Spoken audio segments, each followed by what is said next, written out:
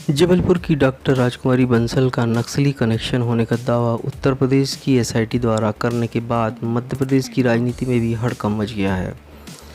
पीड़िता के परिवार से मिलने जबलपुर की डॉक्टर राजकुमारी बंसल पिछले दिनों हाथरस गई हुई थी। एसआईटी द्वारा राजकुमारी बंसल को नक्सल बताने के बाद से मीडिया ने भी उन्हें नकली भाभी और नक्सली घोषित कर दिया था।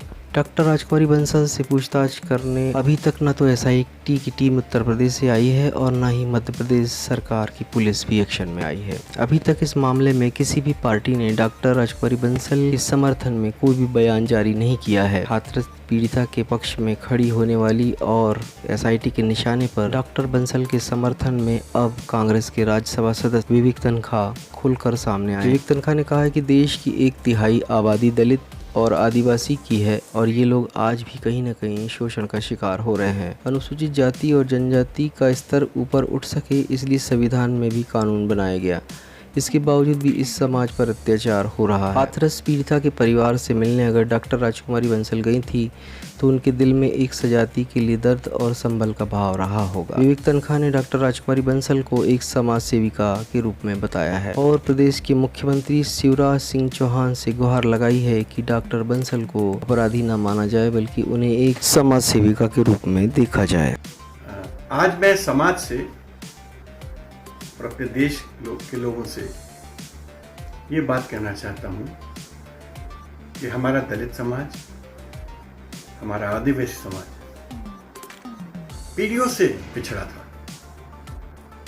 इसीलिए अंबेडकर जी ने और गांधी जी ने और हमारे तमाम संविधान के जो रचयिता लोग थे उन्होंने आरक्षण का प्रावधान किया, जिससे जो आदिवासी और दलित समाज है, जो इस देश का कम से कम 1/3 जनसंख्या है, उनका स्तर ऊपर आए, बढ़े और गरीबी से उठ सके। समय समय पे उन लोग के साथ जातियां होती हैं और कानून भी उनके लिए बनाया गया जिससे कि उन जातियों को एड्रेस किया जा सके।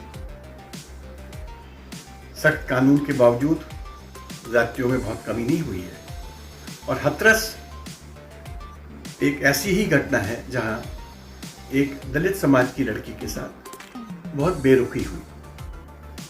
पहले तो लोगों ने बेरुखी की, जो अक्यूज लोग थे उन्होंने, फिर स्टेट की बेरुखी थी और वो पीड़ा पूरे देश की बन गई।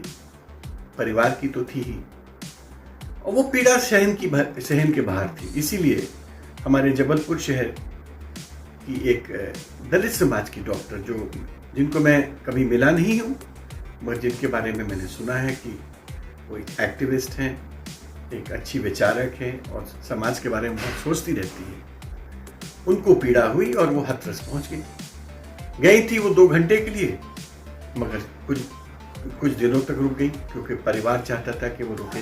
फॉरेंसिक एक्सपर्ट हैं खुद वो सब, किसी से उन्होंने ये बात नहीं छुपाई कि वो डॉक्टर हैं, जबलपुर से आई हैं और वहां रह रही हैं। जब वो लौट के आती हैं तो कुछ टीवी चैनल्स कल से बोलना चालू कर देते हैं जैसे हिज मास्टर्स वॉइस होता है, ये तो नक्सल है, इनकी नक्सल से कनेक्शन है।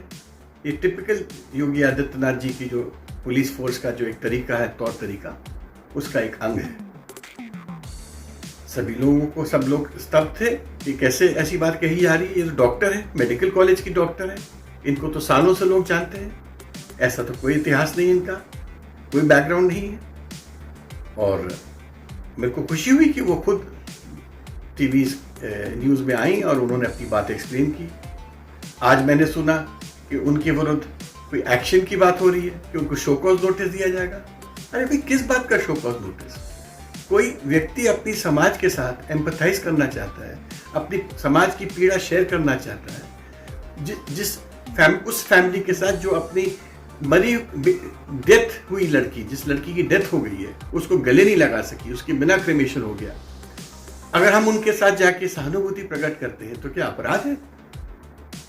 ये अपराधी नहीं, एक समाज सेविका है और इनको अपराधी जैसा ट्रीट मत करिए। मेरी शिवराज सिंह जी से और मध्य प्रदेश सरकार से भी ये गुजारिश है कि उस डॉक्टर बंसल को अपराधी नहीं समाज सेविका मानिए। डॉक्टर राजकुमारी बंसल के समर्थन में विवेक तन्खा का खुलकर बोलना कहीं न कहीं इस बात की ओर इशारा करता है कि क्या कांग्रेस डॉक्टर बंसल को अपने खेमे में लाना चाह रही है या फिर हाथरस मुद्दे को लेकर बीजेपी पर निशाना साधने की कोशिश कर रही है। देखना है कि कांग्रेस अपने इस मकसद में कहां तक सफल हो पाती है।